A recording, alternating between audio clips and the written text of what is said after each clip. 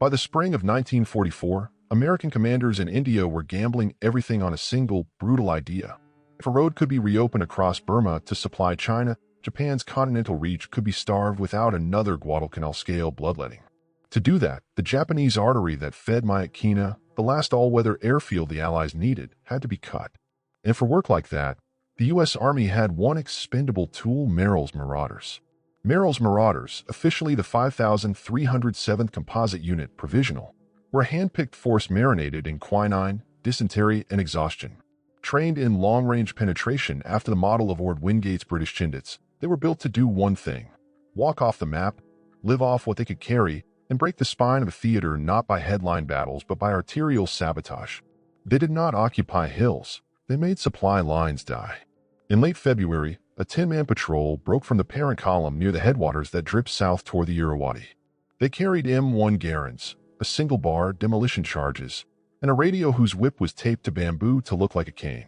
Their tasking packet, still visible in microfilm today, is breathtaking in its brevity. Observe, interdict, do not be found. The struggle began before first contact with the enemy. Burma's North Jungle is not a forest but a wet furnace. Air too dense to breathe clean, a floor that liquefies boots, vines that behave like living ligature. In the Marauders' medical appendices, one surgeon wrote, "Disease kills quietly. The bullet only finishes the paperwork." Dysentery, trench foot, unfiltered river water, and insects without pity made every mile an attrition ledger. The tactical knife edge was merciless. Stay close to Japanese roads and be seen, or drift deep and die of isolation. Rations rode inside stomachs already in revolt. Weight discipline meant blowing charges cleanly the first time because there would not be enough explosive for a second try. There was no replacement patrols behind them, only air and indifference. One diary from the broader campaign captured the doctrine in one sentence: penetration is paid in people, not steel. This was the accounting logic of 1944 in Burma. The cheapest way to win was to spend men invisibly in packets small enough that a headline would never be demanded for them. In economies of force, anonymity is a currency. For a modern listener, the lesson lands with chill clarity. Government spend risk the way investors spend cash, and what is unreported costs least. The fact that patrols like this vanished without scandal tells us more about oversight than about the jungle. Silence is a budget line. By the second week out, the patrol's log entries narrow and then snap. Their final transmission, crossing ridge, contact likely, hits the radio ledger like a door closing. After that, the file is not a record of what happened. It is a record of a silence that never reopens. The patrol is still on the grid at that moment, alive, armed, moving, and then with no blast, no body, no report, they fall off the ledger of the living. With a living American patrol stepping off a narrow Burmese ridgeline into a corridor of vapor and vines, and vanishing from history in real time. We know what they were ordered to do, and what the stakes were if they failed. We do not know whether they struck before being struck. The jungle does not publish cause of death. It only withholds and waits. The silence came first, a dead frequency where routine Morse had flickered like a heartbeat. On March 3, 1944, operators at the forward base near Lido noticed the absence. Normally, the 10-man patrol's radio kept a discipline of short bursts, coded coordinates, and time checks. That morning, there was only static. The last message, recorded at 5:17 hours, read, "Crossing ridge, contact likely," then nothing. For intelligence officers, silence was worse than a casualty report. A firefight could be explained. Interference could be logged. But a total blackout from a patrol known for precision gnawed at morale like slow rot. Lieutenant Colonel Charles Beach, who commanded their sector, scrawled a note to his superior. The absence itself has become an operational factor. The Americans were blind in a jungle where blindness meant death. The geography compounded the mystery. The patrol had moved along the Patkai Hills, a stretch of dense jungle that formed the border between India and northern Burma. It was a lattice of gorges and fog-choked ravines, crawling with Japanese forward scouts from the 18th Division. Even aircraft struggled to locate friend or foe. Tree cover broke radio signals, and navigation relied on compasses that spun near magnetite rock veins. The Marauders carried silk maps and hope, both thin fabric under tropical rain. In the command tents at Lido, pain came as paperwork. Beach's staff drafted a missing patrol report while staring at the map's green blur. Air liaison officers proposed a search flight, but low cloud and enemy anti-aircraft positions made it impossible. The men could be alive, injured, captured, or simply gone. The psychological weight was staggering. In his diary, a communications sergeant wrote, "You don't notice a missing man until his silence fills every sound." The human struggle stretched beyond the jungle. Thousands of miles away, letters sat unanswered in mailbags bound for families in Ohio, Texas, and Montana. The Army's policy was cruelly bureaucratic, no official missing in action classification until 30 days of unbroken silence. The families would not know for months that something was wrong. It was as if the bureaucracy needed proof that absence existed. Military historians often quote Sun Tzu. The line between disorder and order lies in logistics. In Burma, the line also ran through signal wire. The loss of one patrol meant a hole in the intelligence net, a blind zone on the flank protecting Merrill's main force pushing toward Myakina. The tactical cost was immediate. Japanese convoys began slipping through again, resupplying bunkers that the marauders had bled to take. There's a lesson here, echoing far beyond war. In every system, whether military or economic, information is wealth. Lose the signal and you lose control. The silence can bankrupt an operation as surely as any bullet. The patrol's disappearance was not just a tragedy. It was a data failure with flesh and blood consequences. By the end of March, the tone of field memos had hardened. Presumed lost, one typed report stated coldly. Yet even then, officers debated what loss meant. Lost in terrain? Lost in combat? Lost to secrecy? A captain muttered in the mess tent, "An absence is harder to report than a defeat." And that line, half despair, half insight, became a quiet motto in the theater. When monsoon clouds sealed the hills in April, the Lido base accepted the inevitable. The patrol was gone. Their equipment, their mission notes, their coded radio, all vanished into a jungle that refused to return anything it took. But for those who had known them, the hardest truth was this: without bodies, without wreckage, without final words, no one could say they were dead. They simply ceased to report. And as the rain began to fall in sheets over the Burmese frontier, one radio operator, the same man who logged the final signal, kept his headset on long after shift end. He would listen through the storm for weeks, waiting for the faintest tap, a ghost of a signal, a scrap of Morse. Nothing ever came. The jungle had spoken its verdict in silence, and the silence was absolute. Search began not with hope but with duty. In April 1944, when cloud ceiling finally lifted for a few days, a composite search element, part of the marauders, plus Kachin scouts who knew the ridges like anatomy, pushed into the Patkai folds to look for the missing patrol. The assignment order was crisp and clinical: recover intelligence or remains. One word was conspicuously absent: rescue. The jungle immediately proved it would fight without bullets. Leeches swarmed like living sutures, boots rotted mid-stride, men lost weight by the mile. The Kachin trackers, barefoot and wordless, paused at scuffs, broken fronds, braids of vines out of place, reading the ground as if it were a transcript. "They passed here," one scout finally said, pointing at a ravine. Not many days before rain. It was the first trace, and it was already dissolving. 2 days in, the team found evidence with the moral weight of a body: a burnt poncho cored like parchment, 3 spent .30-06 casings, and a broken wooden toggle from a U.S. jumble pack. That was enough to prove contact. Someone fired, someone burned kit, someone fled or fell or vanished. What the team did not find was louder. No blood staining, no drag marks, no bodies, no dog tags, no rucksacks. It was as if the engagement had happened in a vacuum. Intelligence officers later debated the scene endlessly. If the men had been overrun, where were the dead? If they had been captured, where were the signs of stripping? If they had self-exfiltrated, where were the prints leading out? A captain drafted the only sentence he dared write: fragmentary evidence without narrative coherence. It was an archive-grade way of confessing: we have pieces, not a picture. The pain of this chapter lived in the ambiguity. Soldiers can metabolize defeat.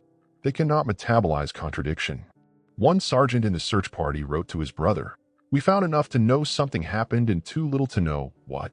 Another entry captures the emotional geometry bluntly: a missing man is a wound that does not close. In World War II Burma, permanence often came from rot or rust, not from certainty. Strategically, the failure to locate either remains or radios carried an operational cost. Those radios contained code sheets and patrol notes, small things in peacetime, big things in a theater where intelligence was always thin. If captured intact, they could compromise exfiltration corridors and blow patterns of movement. That fear haunted staff more than the deaths themselves. Dead men do less damage than live intelligence in enemy hands.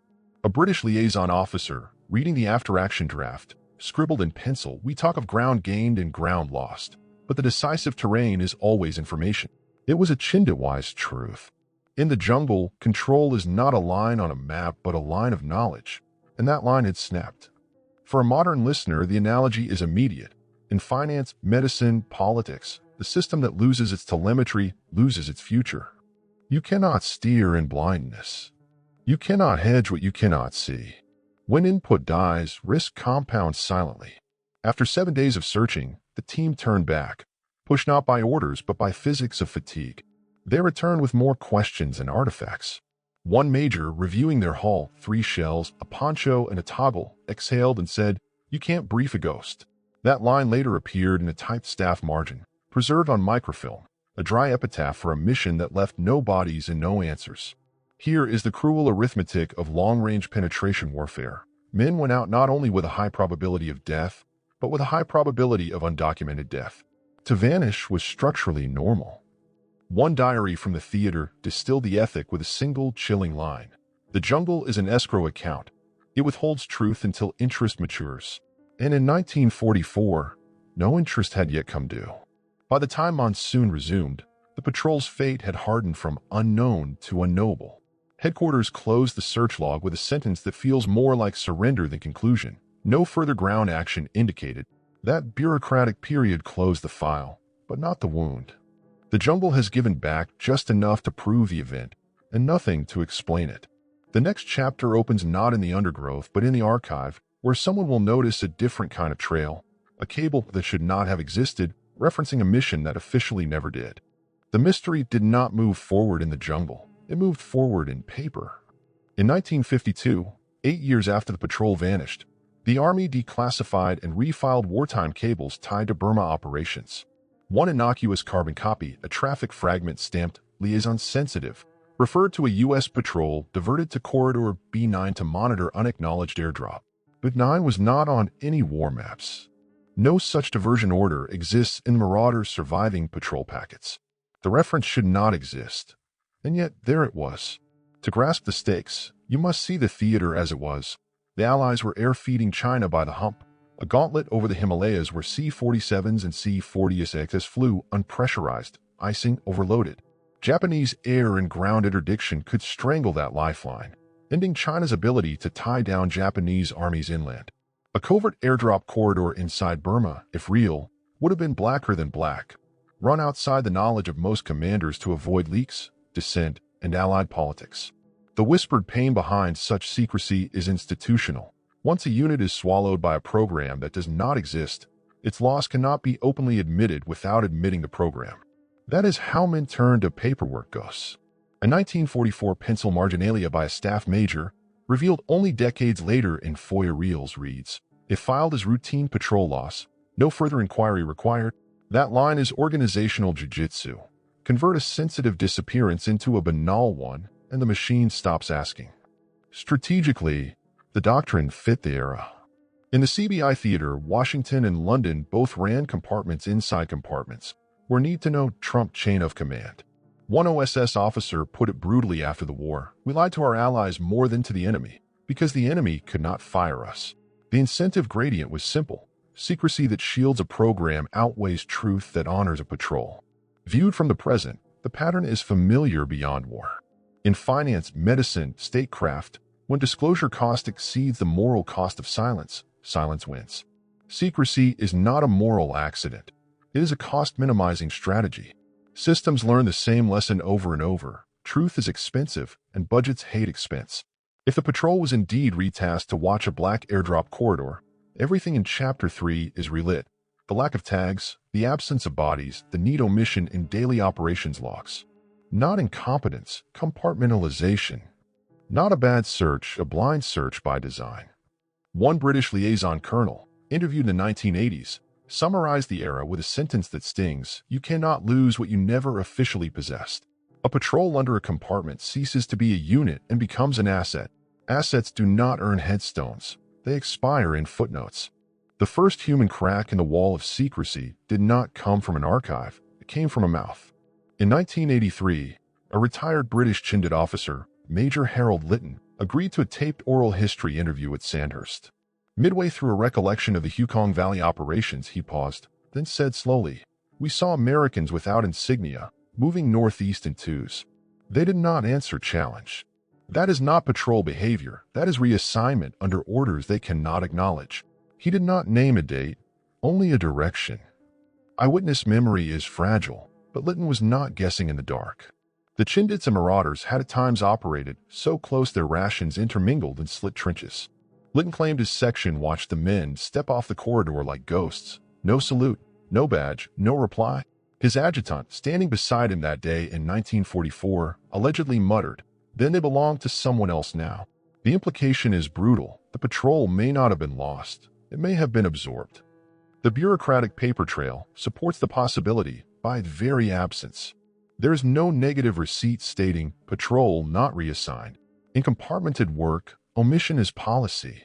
Denial is not written, because written denial is discoverable. One OSS veteran later described the technique, "We erased by not writing."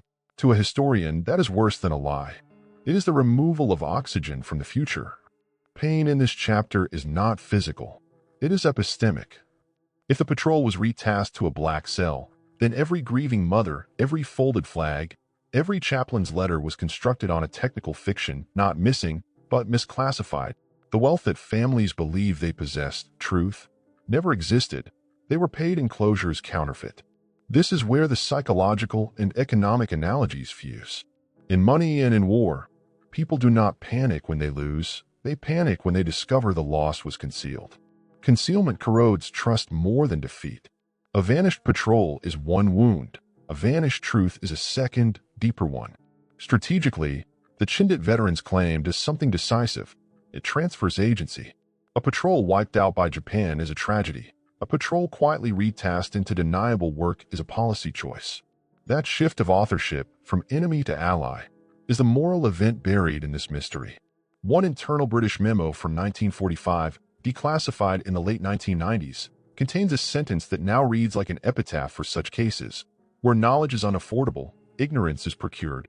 That was how empires preserved momentum, by purchasing amnesia with secrecy. History did not yield its first physical counterpunch until the 21st century. In 2012, a joint Burma archaeology team cutting transects through secondary jungle near the old B corridor grid found what the 1944 search never did: a rusted M1 clip, heel down in clay, a U.S. jungle boot heel plate stamped 1943, and a fragment of wax signal wire in a place no log patrol was ever sent. No bones, no tags, no diary. Just hardware, the kind that outlives men and alibis. The find did not solve anything. It reopened everything. If the men died in that grid, they died off-map, meaning either the 1944 logs were wrong or the men were moved off-ledger before they fell. If they survived to that grid under a black assignment, then the 1944 missing report was not descriptive, it was performative. The metal in the mud was not an answer, it was an indictment. For the families still alive in assisted living homes across the U.S., the news landed not as comfort but as a late-life insult. One daughter of a Marauder radio man told an interviewer, "We waited 7 decades for remains. We got metal." Metal isn't closure. The true impoverishment was not loss of life. It was loss of knowability. Mortality is universal. Meaning is elective. A historian reviewing the 2012 find wrote a line that deserved to be read twice. When states transact in secrecy, the debt always matures, but never to the payer. That is what the jungle relics prove. Concealed risk eventually surfaces as public uncertainty. War, markets, and ministries share the same cruel symmetry. Truth deferred compounds interest. If there is a usable modern takeaway, it is this: transparency is not virtue signaling. It is risk control. That which is hidden on day 1 returns as mistrust on day 10,000. A system can be rich in material and still bankrupt in credibility. The U.S. file on the patrol remains, to this day, administratively unresolved. No new excavation is planned. No reclassification is pending. The jumble has surrendered only metal, not motive. And so the narrative ends precisely where history refuses to bend, with a patrol that existed, a disappearance that is real, and a truth that is still unpriced.